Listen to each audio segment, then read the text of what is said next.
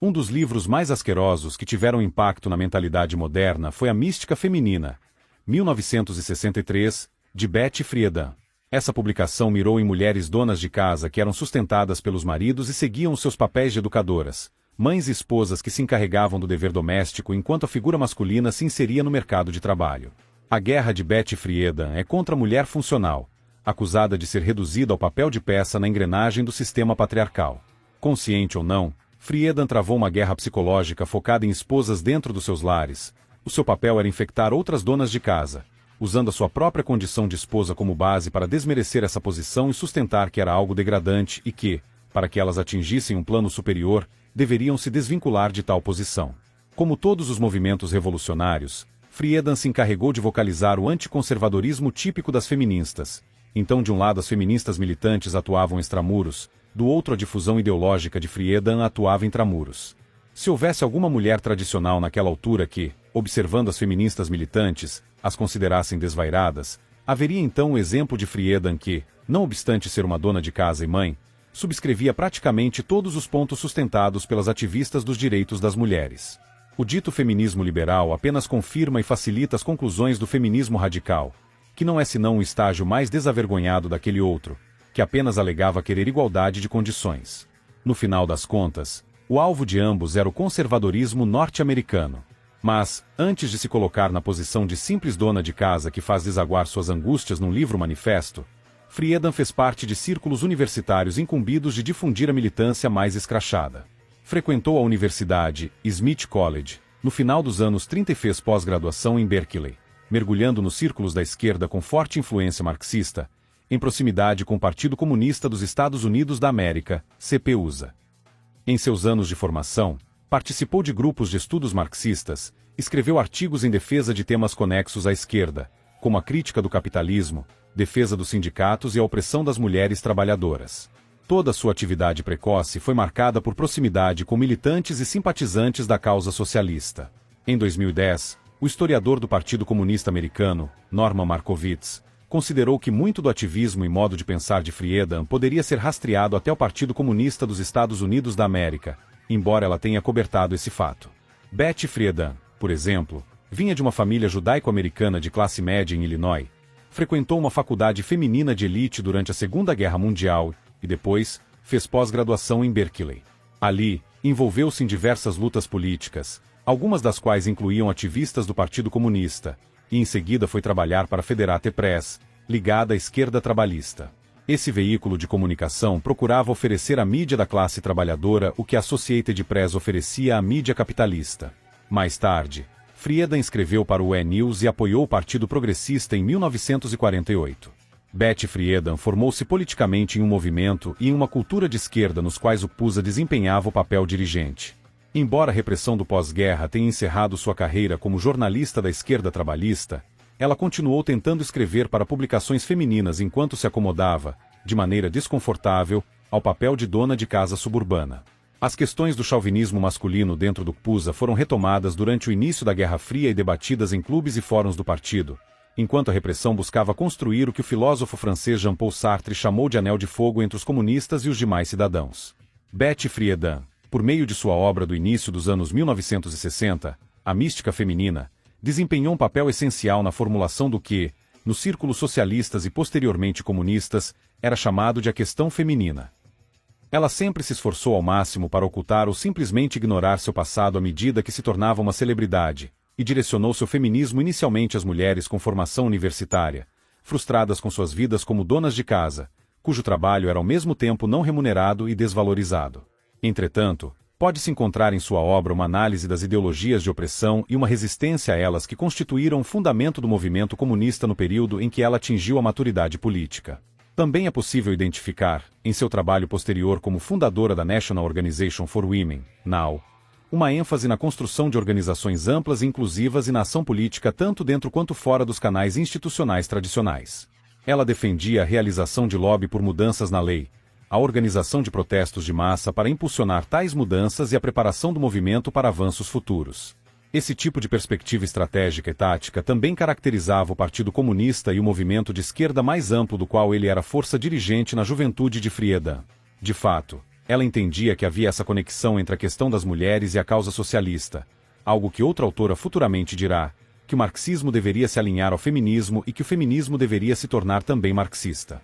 Friedan se tornou propagandista entre 1938 e 1942. Depois largou a faculdade para se tornar uma repórter a serviço do ativismo entre 1946 e 1952, num jornal vinculado ao sindicato United Electrical Workers, UE News, um dos mais dominados pelos comunistas naquela época. 1947. Antes de trabalhar nesse órgão de imprensa, ela foi demitida de outro devido a posições pró-soviéticas. Um artigo deixa isso em dúvida. Teria sido sua postura favorável aos soviéticos a causa da demissão ou simplesmente para dar lugar a um homem? Afinal de contas, os homens são culpados de tudo. Esse antro de comunistas chamou a atenção dos congressistas dos Estados Unidos naquela época, que estavam investigando as atividades dos internacionalistas vermelhos. Friedan também frequentou o Iglander Folk School, um centro de treinamento ativista dos socialistas. Com a chegada dos anos 50, as atividades de contra-inteligência das autoridades norte-americanas passaram a ser combatidas pela propaganda socialista e então cunharam-se termos como Red Scare e macartismo, numa tentativa deliberada de mover a opinião pública e blindar os comunistas infiltrados em postos de relevo da sociedade e do governo. Vocês escutarão também a tentativa de enquadramento da exposição de agentes como sendo caças-bruxas, uma expressão conveniente, porque Friedan poderia bem ser denominada de bruxa. Sobre os impactos da reação às atividades comunistas, também chamadas na época de atividades anti-americanas, Horowitz escreve: desejo destacar o dano que o macartismo causou aos movimentos sociais progressistas nas décadas de 1940 e início de 1950, e especialmente ao feminismo, que ele forçou à clandestinidade, mas não conseguiu destruir. Então, de militante socialista ativista passa a ser uma dona de casa com cara de sonsa, com medo da reação anticomunista impulsionada pelas forças conservadoras dos anos 50 e 60, considerando que uma reação antirrevolucionária razoavelmente esclarecida constitui ameaça tanto ao espectro comunista quanto ao feminista, pois estes elementos trabalham conjuntamente. Friedan passou a ocultar a sua prévia atividade socialista, continuando o trabalho sutil de subversão da sociedade norte-americana em termos de direitos civis. Ela se colocou na posição de mera dona de casa que colocava em seus escritos observações sobre a situação das mulheres. Ao invés da defesa ativa dos socialistas, ela acabou por contribuir para a causa de outra forma, simplesmente atacando as bases da sociedade existente, fragilizando-a e facilitando o trabalho dos revolucionários. Exercendo trabalho crítico contra o conservadorismo norte-americano, automaticamente as hostes feministas se beneficiariam e, com elas, o complexo socialista ao qual elas pertencem. Ela atacou a ideia da dona de casa que se realiza em seus afazeres domésticos. Tratar-se-ia de modelo feminino cunhado pela sociedade de consumo e funcional ao sistema capitalista do pós-guerra e, com ele, essencial à manutenção da ordem social conservadora. Em debates, propugnaria pelo aborto, liberação sexual e divórcio livre, em contraponto aos religiosos que condenavam tais pautas. O desencorajamento social às mães solteiras também era interpretado como preconceito e hostilidade à liberdade feminina, pois mães solteiras seriam aquelas que teriam quebrado a mística feminina da boa esposa. O que é a mística feminina? Trata-se da imagem confeccionada pela sociedade burguesa de maneira a limitar as mulheres a papéis fixos, convenientes ao patriarcalismo, impedindo-as de desenvolver todas as suas potencialidades humanas, que estão para além do lar doméstico. A mística feminina seria a narrativa usada para encapsular a mulher conforme os interesses masculinos. O movimento de libertação feminina é a destruição disso que ela denomina de mística feminina. Horowitz alude ao fato de que os movimentos sociais e seus líderes não surgem do nada, antes possuem uma história responsável por modelar os seus destinos. Uma das características dos movimentos internacionalistas é o intercâmbio de experiências. Os frutos da Revolução de 1917 da Rússia foram aplaudidos pelas integrantes da Segunda Onda.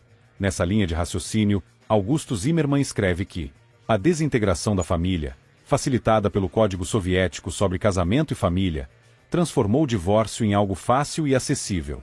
O resultado foi um enorme aumento de casamentos ocasionais e a mais alta taxa de divórcios do mundo. O resultado das políticas antimatrimônio na União Soviética foi um aumento dramático no número de lares desfeitos e de abortos. Em 1934, somente em Moscou, houve 57 mil nascimentos vivos em comparação com 154 mil abortos. Relata-se que um grande número de mulheres morreu em decorrência dessas interrupções da gravidez. Friedan apoiou essas políticas soviéticas, pois percebia a família tradicional como o maior obstáculo à socialização das crianças.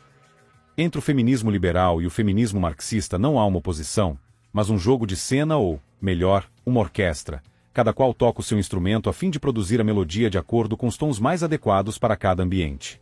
Friedan presta tributo à obra de Kollontai, juntas, marcam o alvo no conservadorismo de suas respectivas sociedades. Zimmermann assevera. Como observa o historiador britânico Orlando Figes, a família foi a primeira arena na qual os bolcheviques travaram a luta. Na década de 1920, eles tomaram como artigo de fé que a família burguesa era socialmente nociva, era introvertida e conservadora, um reduto de religião, superstição, ignorância e preconceito. Fomentava o egoísmo e a avidez material, e oprimia mulheres e crianças. Os bolcheviques esperavam que a família desaparecesse à medida que a Rússia soviética se desenvolvesse em um sistema plenamente socialista, no qual o Estado assumisse a responsabilidade por todas as funções domésticas básicas. O casamento patriarcal, com sua moral sexual associada, desapareceria, para ser substituído, acreditavam os radicais, por uniões livres de amor. Ironicamente, diante das uniões matrimoniais de sua época, a Friedan advogou que as mulheres abandonassem seus maridos e seguissem o seu próprio caminho, por assim dizer. Esse fato é erroneamente considerado para traçar equivalências entre as feministas, de um lado, e os masculinistas, de outro. A pergunta que fazem é: se as correntes feministas buscam destruir os laços matrimoniais e nutrem hostilidades com relação ao casamento, separando as mulheres da ambição de formarem uniões sólidas e autênticas, então os antifeministas, ao se posicionarem contra o casamento, também não estariam fazendo o mesmo? A resposta se encontra no contraste com a frequência na qual o feminismo atua. Quando o feminismo se espalha em determinada sociedade, ele busca conspurcar os institutos e atua de maneira a produzir entropia no meio em que é introduzido, observa a possibilidade de relações estáveis e busca introduzir o divórcio, havendo divisão de tarefas entre ambos os sexos. Ele prolonga o trabalho socialista de luta de classes e o aplica às relações sexuais para enquadrar tais relações como exploratórias. Sua principal fonte de incômodo é que as relações se encontram harmonizadas. Conforme as leis naturais, as configurações de fábrica, e as leis morais, surgidas da convivência, tradição e concepção de justiça, e então atua para desafiar os padrões e promover a quebra dessas estruturas ordenadas. Em suma, a frequência desse movimento é revolucionária. Por outro lado, a fonte de incômodo provocado nos antifeministas provém justamente do desalinho, do fato de se perceber que os modelos familiares existentes não são modelos autênticos, mas gambiarras. Se houve consolidação dos pontos defendidos pelas militantes socialistas dentro do conceito jurídico de casamento, é porque de matrimônio não mais se trata. Ele se transmutou em outra coisa e aceitá-lo implicaria em aceitar também os seus pressupostos, que no final das contas são antifamiliares. Os antifeministas fazem uma leitura geral das relações sexuais, amorosas e matrimoniais, complementam com as suas experiências particulares. Em seguida extraem uma conclusão que se manifesta na forma de reação a estado de coisas entrópico. A postura antifeminista é necessariamente reacionária. Não só o é, como será universalmente reconhecida como tal pelos partidários do autonomiado progressismo. Não confundindo com David Horowitz, que também dissertou sobre o passado comunista de Friedan, Daniel Horowitz, este é outro autor, sustentou em seu livro que o feminismo de Friedan ia muito além da mera experiência de dona de casa num subúrbio dos Estados Unidos e que, para melhor compreendê-la, era necessário rastrear suas atividades até os movimentos de classe que orbitavam o esquerdismo do pós-guerra. Ela tenta fazer parecer que o desnudamento de uma legada mística feminina decorreu da sua experiência como esposa e dona de casa. Mas basta analisar a sua biografia para constatar os fatores que formaram a sua mentalidade. Sua passagem pelo sistema educacional já fortemente influenciado por ideólogos e a atuação profissional comprometida com as pautas socialistas constituíram etapas comuns à formação de um modelo feminino que erroneamente considerava o casamento uma fonte de opressão feminina. Porque a realidade do quadro era que esse tipo de mulher já era imprestável para o matrimônio. Então o problema não era a formatação do casamento naquela época, mas sim que os queixumes contra a mística feminina, que é uma fabricação feita com propósitos retóricos, surgiam de uma mulher imprestável para casamento. Friedan contraiu matrimônio por acidente, se tornou esposa por um azar e virou mãe por uma tragédia. Deveria ter permanecido largada no canto ou, caso mantivesse namoro, ter sido largada imediatamente após o seu parceiro notar com que tipo de mentalidade estava lidando.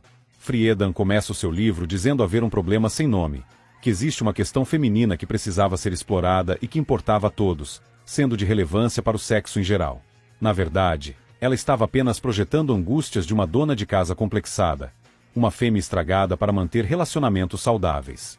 Sua mentalidade era uma anomalia na época, mas com o passar dos anos, Quase como feitiço, a bruxaria se espalhou e a anomalia se tornou regra.